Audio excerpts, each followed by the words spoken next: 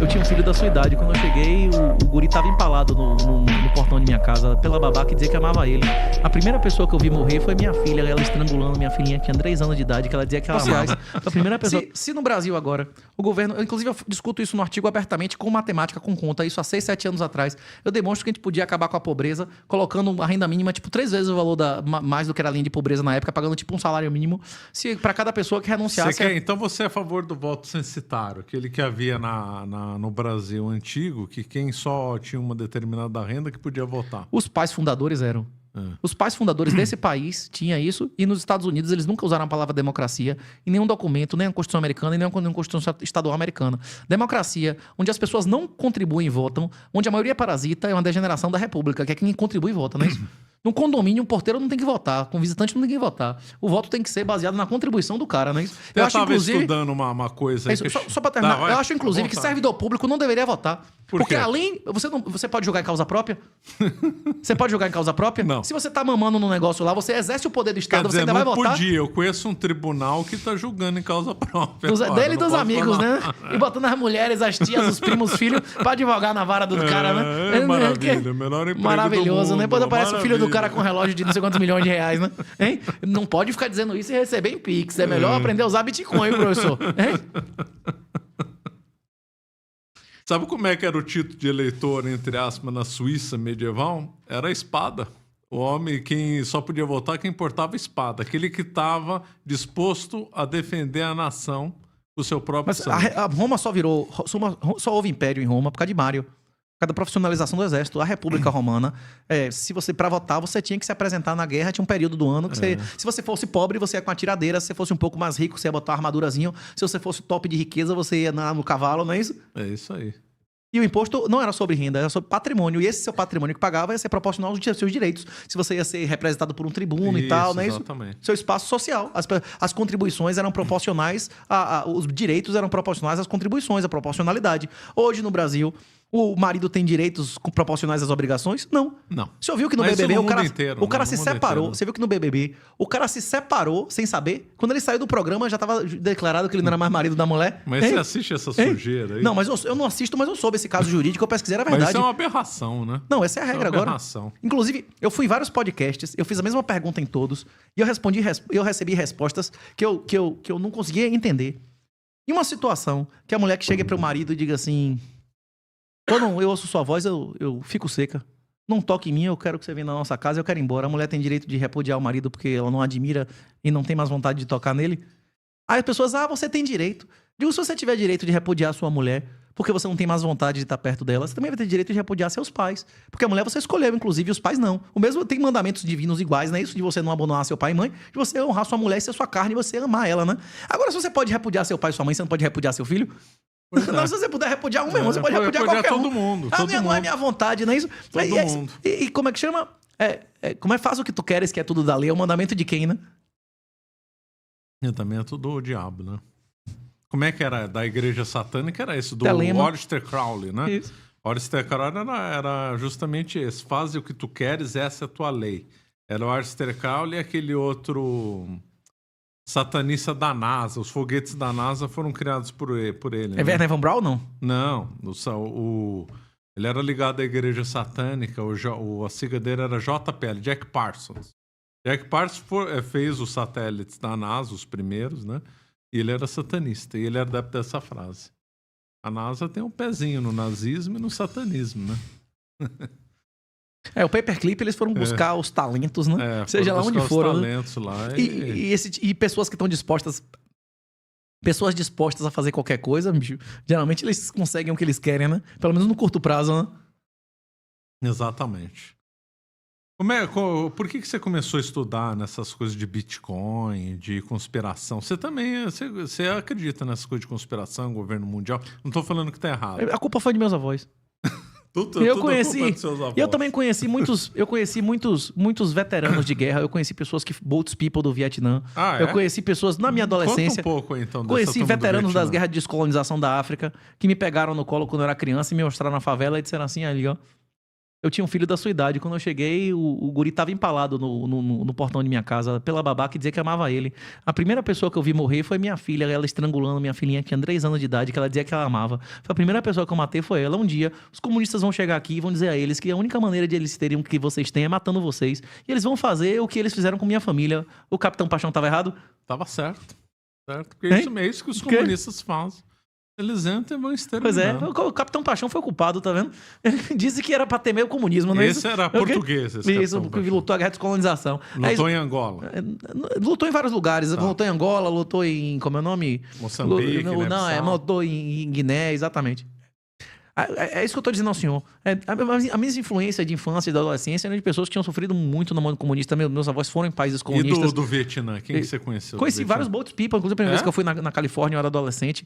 Tinha muito Vietnã. Você morou na Califórnia? Isso. Aí eu conheci pessoas que fugiram de Cuba. Eu conheci gente que experimentou o que era o comunismo na minha adolescência. Não dava pra ser comunista mais não, né? Interessante.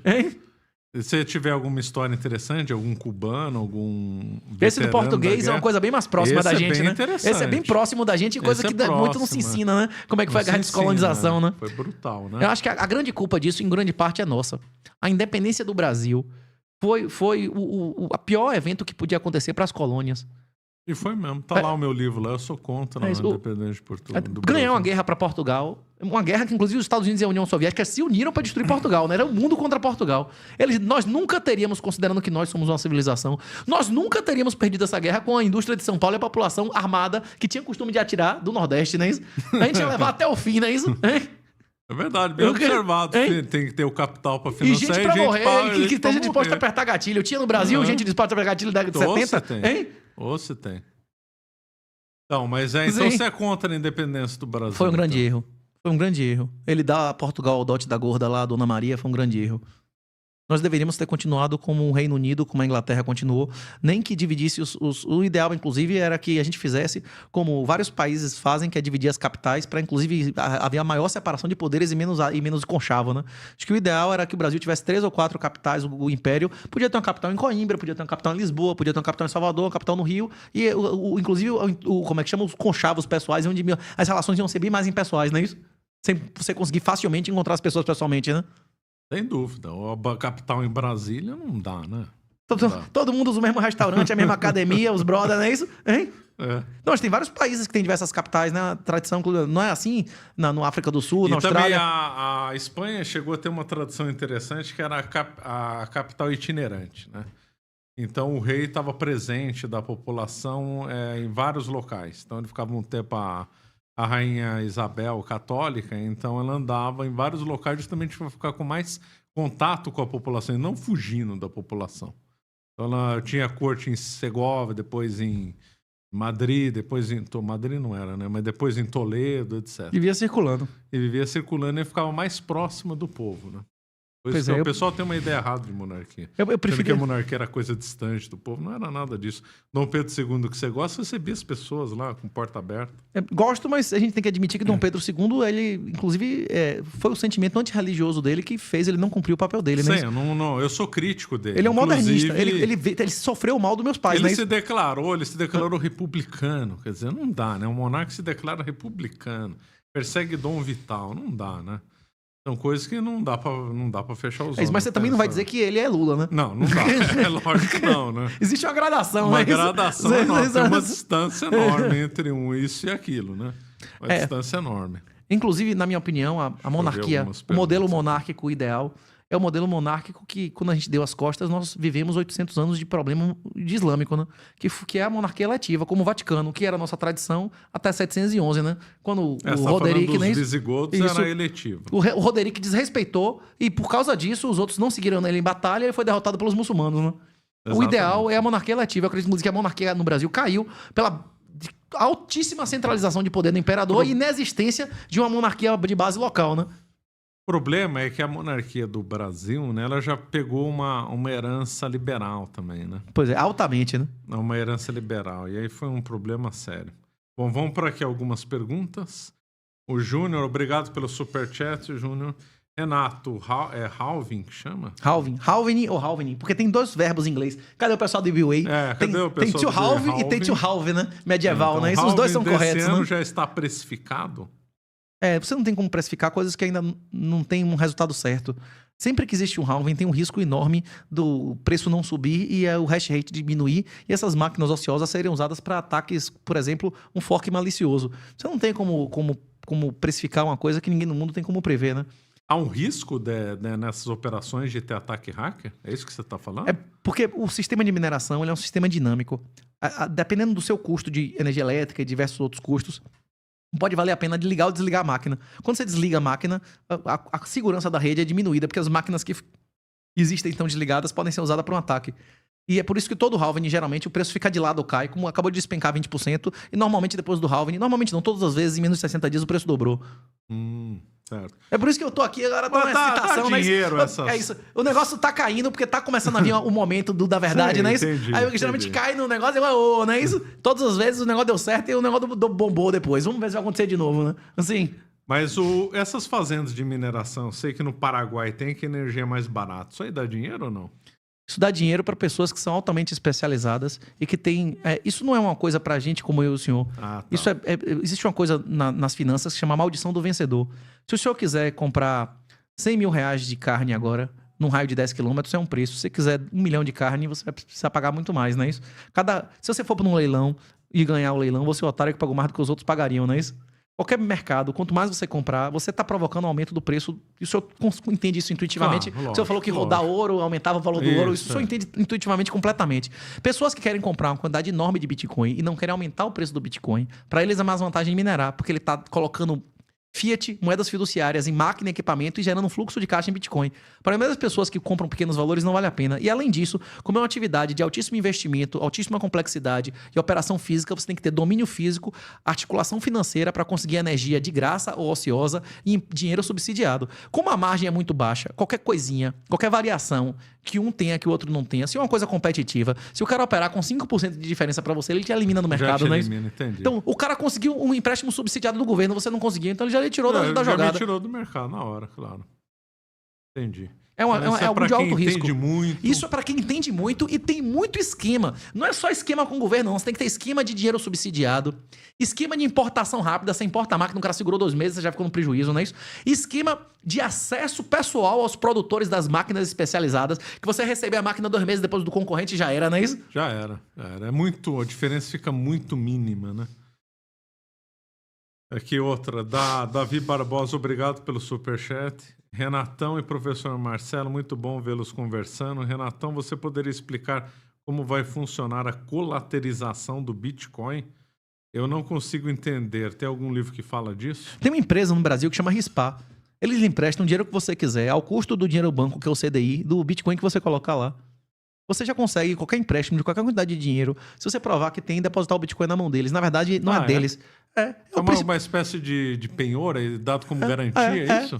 Eu dou o Bitcoin em garantia e pego um bem líquido. Valor. É um bem líquido? É fácil de vender isso? Fácil. Você não perde nem 0,1% vendendo. É muito mais líquido que ouro, não é isso? O custo de transação é baixíssimo. Eu não sabia que tinha isso, não. Agora, eu acho que ele é um péssimo colateral puro. Porque como ele varia absurdamente para cima ou para baixo, se ele variar para baixo, você vai ter que toda hora botar mais Bitcoin, você vai ter que botar um patrimônio enorme ali para garantir um empréstimo fudido. Isso é irrelevante. Pronto. A solução disso, para mim, vai ser o desenvolvimento de mercados de sintéticos de Bitcoin. Por exemplo, o cara vai botar Bitcoin, gerar dólares, ou dólares que sejam capitalizados. Vai botar Bitcoin e fazer empréstimo de ouro. E aí, na hora que o cara quiser empréstimo de real, por exemplo, ele vai montar uma carteirinha e vai botar lá 1/3 ou 1/4 de Bitcoin, 1/3 ou 1/4 de ouro, 1/3 ou 1/4 de títulos que rendem em dólar, 1/3 ou 1/4... Ele faz uma cesta. Uma cesta. Será que o real do pai Lula, que tá dando tudo que todo mundo sempre pediu, investimento, educação, aumento em concurso, vai aumentar ou diminuir a quantidade de emissão de reais? Pois é, será que ele vai ganhar do ouro? Será que ele vai ganhar do Bitcoin? Será que ele vai ganhar do dólar? E ao mesmo tempo, hein, professor? É muito difícil, né? Difícil. É difícil. Por isso que eu acredito que no futuro o Bitcoin vai ser como um título nobiliárquico. Quem tiver nunca vai precisar vender e vai viver como rei, aumentando a alavancagem em moedas inferiores, não é isso? Godzilla Baby, obrigado pelo superchat. Obrigado aí, o Godzilla Baby sempre está nos acompanhando. Muito bom ver duas lendas conversando. Por que o Renato não vê problema na elite judaica?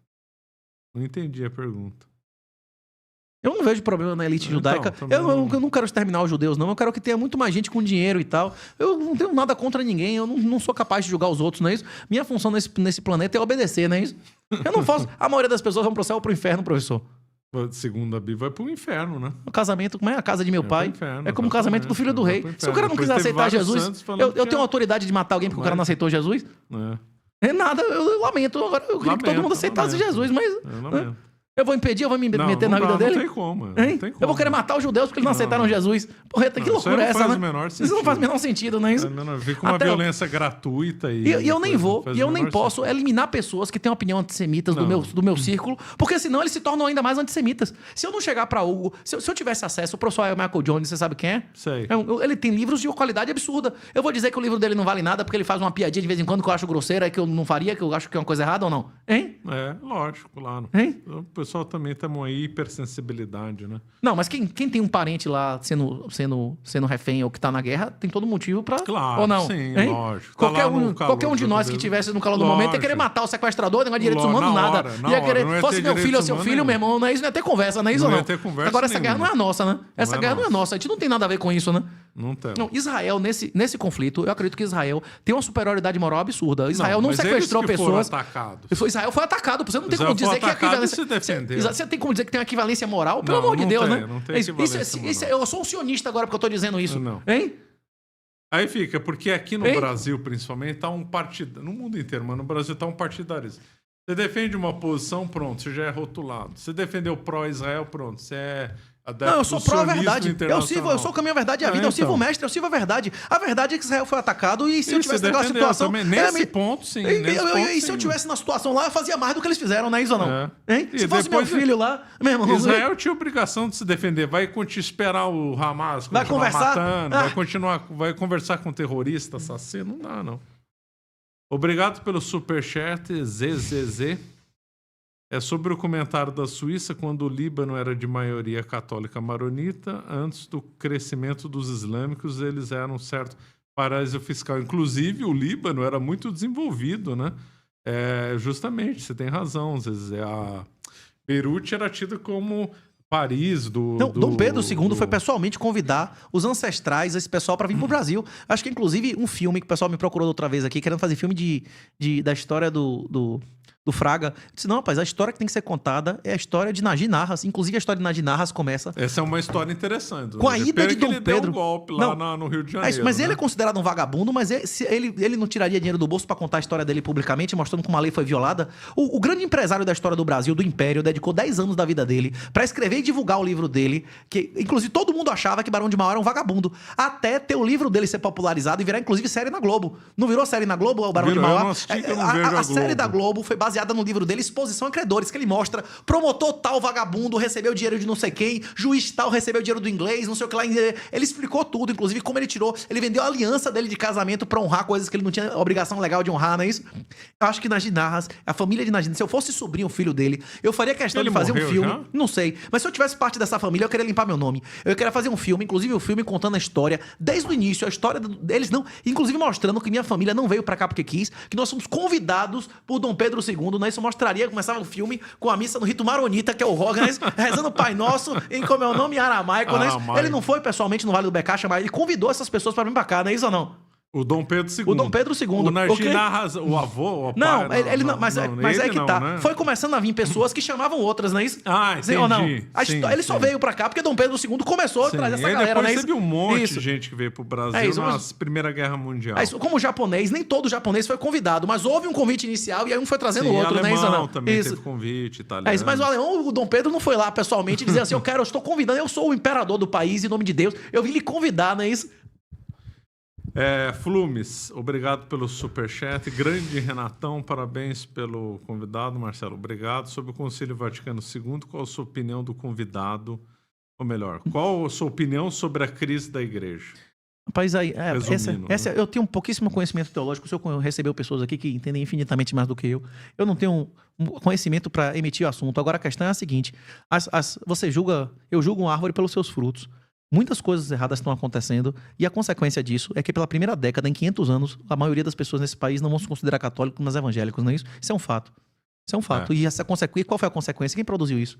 Por que as pessoas estão procurando Jesus em outro lugar que não é a igreja católica? Qual o motivo disso? Isso é sem motivo? Isso é espontâneo? Não é. A gente tem que ter uma autocrítica, não é isso? E saber que coisas muito erradas estão sendo feitas, não é isso? E as nossas decisões têm consequência, né? A Igreja Católica está sofrendo um processo muito pesado de infiltração e subversão. E é uma coisa, desde o início, os comunistas fazem isso, desde sempre, não é isso? Quando é que começou a Coluna Prestes? Quando é que a União Soviética começou a mandar gente armada para matar gente aqui no Brasil? Foi a década de 30, vai fazer 100 anos agora, não é isso?